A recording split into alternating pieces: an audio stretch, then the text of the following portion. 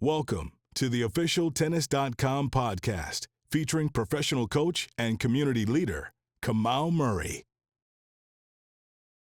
Welcome to the Tennis.com podcast. We are here with the pride of Ohio and The Ohio State University, Francesca Di Lorenzo. Thanks for coming on the show. Thanks for having me. Happy to be here with you. So, funny story. Ann Grossman calls me, come on, I'm working with this player. She's so good. She's lefty. She's blah, blah, blah. Her name is Francesca Di Lorenzo. I said, Ann, I've been watching that girl push since she was 10 years old. Grinding 10 feet behind the baseline. That's me. Raising my hand. So I coached a girl named Zoe Spence. I know Zoe. Of course you do. Yeah. And it was like, oh my God, Kamau, you were at Midwest Closed. I was like, can you come watch? She's got to play Francesca Di Lorenzo. She's so good. So I walked past you 5 times, right? Looking for Francesca Di Lorenzo.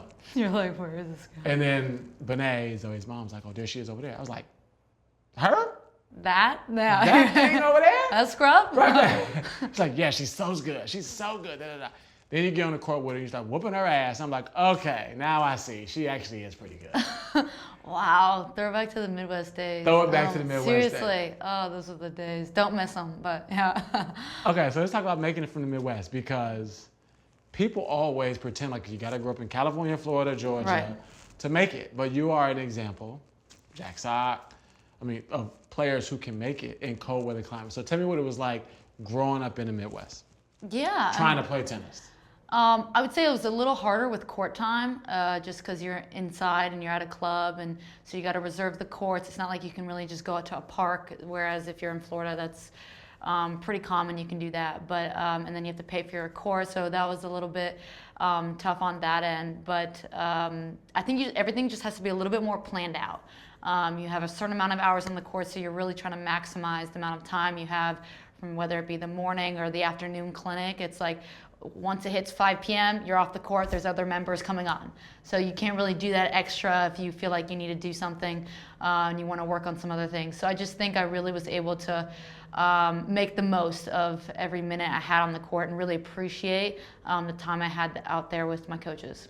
So you didn't grow up playing 6 hours a day. Were you homeschooled? Yeah, no, not homeschooled at all. My parents absolutely did not take that route with me, and they weren't going to, as much as I begged them to. I really kind of got into tennis more so throughout my high school years, and I asked them, I wanted to go down to Florida and go to an academy, and they said no. They let me go for a week. That was maximum what I was allowed to do. But I always went to school. They really prioritized academics with me, and I'm glad they did, and I was able to have a little bit of a social life. So I think in the long run, it really paid off going to school. So you played probably 2, 3, 4 hours a day? Yeah, no, 2 hours a day in the afternoon. And you still made it? Yeah, I just think it's I did some fitness as well, so I think that helped, and I was able to develop a little bit more. But I think the whole you need to be on the court for 4 or 5 hours a day is just so overrated. If you get 2 good hours in every day, I remember my coach would always tell me that. If you get 2 good hours in every single day, that's enough. You're getting your work in. You obviously want quality over quantity. And now I think you see a lot of kids really need feel the need to be out there 3 hours in the morning, 3 hours in the afternoon. I personally, that's not the way I grew up, so I don't feel like that's necessary. But that's just my end personally. And I think you can get burnt out pretty easily, maybe some injuries. Again, you got to think about, you're pretty young, you're going through, you're trying to mature, and you're getting older, and just trying to enjoy other aspects of life. Why put so much pressure on the tennis when you're in high school? Really, if it's something you want to do long term, there's no need to literally hone in 1,000% and put all your chips and all your cards into tennis, when you should probably personally be exploring other things, enjoy life a little bit, and then yes, hone in on the tennis once you get through college or to college, if it's something you really want to pursue.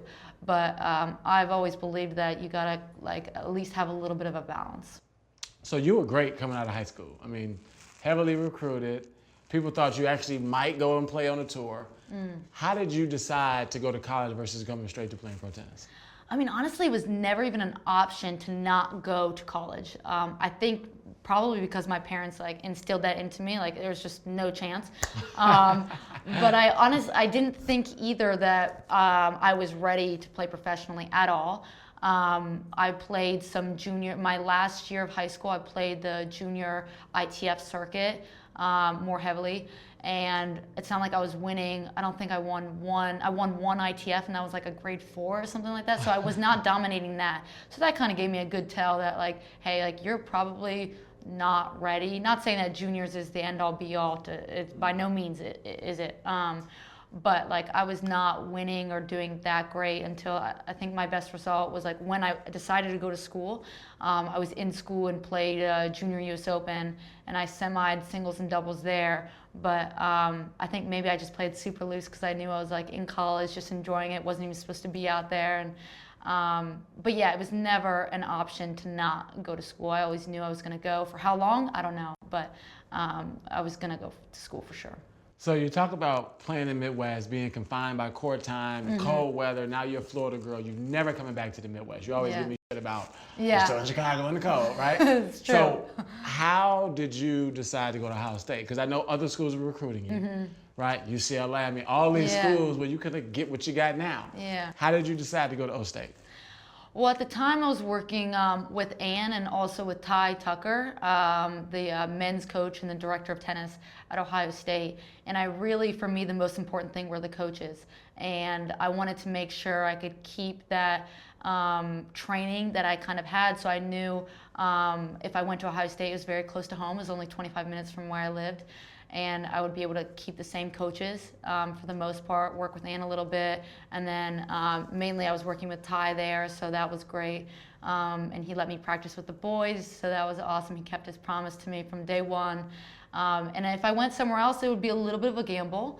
I didn't know the coaches, and for me, I just felt comfortable with that. I loved the girls on the team. I loved the women's coaches at Ohio State, so I felt really connected with everyone there. But yeah, I was deciding between UCLA and Ohio State, which is a huge difference. One's across the country, one's a 25-minute drive. But yeah, I felt the most comfortable with the coaches and the team, and the whole like being indoor versus outdoor. I also I think that's kind of a bluff, to be quite frank. But I think you can play indoor tennis and then go adjust, and it takes 2 days. Right. I really don't think you have to play outdoors because pro tennis is outdoors. Yeah. Like, it's not like you've never played outdoor tennis before. Even in the Midwest, you play in the summer, and you can play in the fall, and you can play in the early spring. Yes, the winter you can't play outdoors, but like you adjust within a couple days. And so playing the majority of your matches indoors, where I think that's like a lot of the like points the coaches use as recruiting for the outdoor schools. And I don't get it. Like, it takes a couple days and if you can adjust to someone's ball inside when they hit hard serves and have a lot of pace on their ball, then you'll be able to adjust outside. So that's kind of my mentality with that. Poster child for the Midwest. I really am. I'm like, go Midwest. I stick to my roots. I love Ohio and love Ohio State. So you had 2 years to be a normal college student.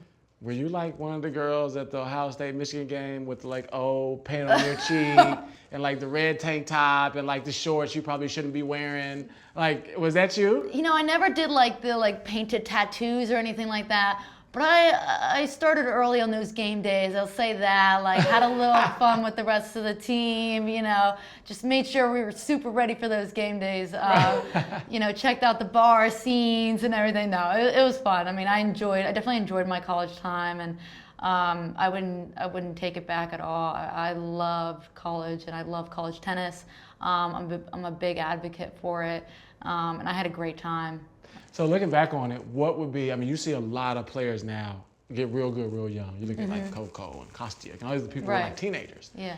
What would you say a player should use as their like deciding factor, whether to like play the tour or go to college? Is it like, if you win a junior slam, you definitely go play tour, right? If an agent hands you $500,000 and like upfront money, you definitely go. What do you think is a good gauge to you? It's a tough question. I don't know if there's really like any pinpoint answer to that. I think, yes, one, if you can support yourself or if you have someone that supports you for at least a certain amount of years financially, because obviously, as we know, it's very expensive to pay a coach and travel on the road. And then, yeah, the results need to kind of speak for themselves. If it's not, you have to be realistic with yourself at the end of the day. And I genuinely hope that their parents and the coaches have the best interest for the child and the player, because I think sometimes it's like their dream over the child's, and that's just not the case. I mean, you have to do what's best for the player and what's most realistic. I mean, I'm sure you would say the same thing. You see some players that like didn't go to college and you're like, man, like they really should have gone and they could have benefited from that and really had some time to mature and grow. And I would say, like, if you win a slam, for sure, not for sure, but I would start thinking about it. But again, it doesn't really mean if you look at like the past slam winners in juniors, it doesn't necessarily mean automatic success in pros, because it's just so different. There's just no telltale. And same thing if you go to college. Some people handle that better than others. Some people that were top juniors go to college and then, it's the end of the road for them, and vice versa. Sometimes you've never heard of these junior players. They go to college. I mean, I think Cressy, I was talking with one of the players the other day. Cressy's a perfect example. He wasn't even in the lineup, I don't think, and now he started the year finaling and playing Nadal in Australia. So everyone adjusts differently. I don't know if there's like an exact correct answer for that. So you got the famous Oracle grant, right? After your second year, Chris Eubanks, you got the grant. That is when you knew, okay, I'm gonna make it, right? Because out of all these people, they gave it to me, and they gave you like a little bit of time, right? Yeah. Or money. I don't know if I knew I was gonna make it, but I was like, wow, like a company as large and prestigious as Oracle is like believing in me to give me a grant of $100,000 to dedicate to my tennis, and that gave me a lot of confidence to know that like I was chosen out of all the other fantastic college players that were playing on the circuit, and they chose me because they really believe in me going forward. And so Mark Hurd was the main factor in that. He loved college tennis. All those Oracle tournaments, that was him. I mean, he loved college tennis. He went to Baylor, I believe. Yeah. And just always loved watching tennis. And man, I can't thank him enough for really backing me. And Chris Eubanks won it the same year I won, and we're really good friends. So it was really cool to be out there and know that there was a sense of security for the next couple years, that I could put this money aside towards my tennis and towards coaching and not really have to worry about financially supporting myself right from the get-go. So we talk about the things that gave you like belief. When you first hit the tour, who was like the first person to like whoop your ass and you were like, damn, I don't know if I'm ready? Actually, you know what? Jesse Pegula whooped my ass so hard. I'm not even joking. It was, I'm pretty sure I was down 6-0, 5-1. I remember it was in Florida at Saviano's Academy. That's where it was like a 25K or something like that. And it was the qualifying. It was like my first like big pro tournament. I was so pumped to be in there. I got a wild card, and it was a rain delay. So we ended up not finishing that day, the match. And I was like, am I really gonna pay a hotel room for another day for like a game? Like, I'm down like 6-0, 5-1. I'm calling my dad. I'm like, should I just like pull out? Like, and the next day, like literally was on the court for like 5 minutes. She whooped me 6-0, 6-1. Like, I don't even know how I got a game, but I was like, wow. Like when I saw her play, like that's the level. I was like, damn. Like she beat me good. But yeah, she whooped my ass. Yeah, she whooped me big time. That was good. Yeah.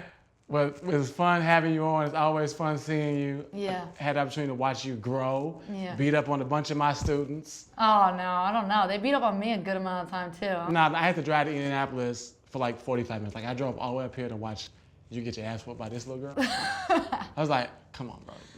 She's just left-handed. It's the only thing that's tricky. Like now I got to drive back home.